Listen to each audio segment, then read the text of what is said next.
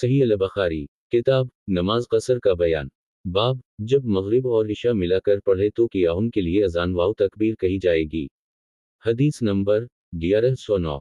तर्जुमा अबवालिमान शोएब ज़हरी सालिम अब्दुल्लाह बिन उमर रज़ी अल्लाह अन्हो से रिवायत करते हैं। अब्दुल्लाह बिन उमर रज़ी अल्लाह अन्हो ने बयान किया कि मैंने रसूल अल्लाह सल्लल्लाहु अलैहि वसल्लम को देखा कि जब आप सल्लल्लाहु अलैहि वसल्लम को सफ़र में चलने की जल्दी होती तो मग़रिब की नमाज देर करके पढ़ते, यहाँ तक कि मग़रिब और इशा की नमाज एक साथ पढ़ते। और सालिम ने बयान किया कि अब्दुल्लाह भी यही करते थे कि जब इन्हें सफ़र में जल्दी होती तो मग़रिब की इक़ामत कहलवाते और मग़रिब की 3 रकत पढ़ते और फिर सलाम फेराते, फिर बहुत कम ठहरते, यहाँ तक कि इशा की तकबीर कही जाती और 2 रकत इशा की नमाज पढ़ते, फिर सलाम फेराते और ना तो इन दोनों के दरमियान और ना इशा के बाद नफल पढ़ते थे, यहाँ तक कि आधी रात को खड़े होते।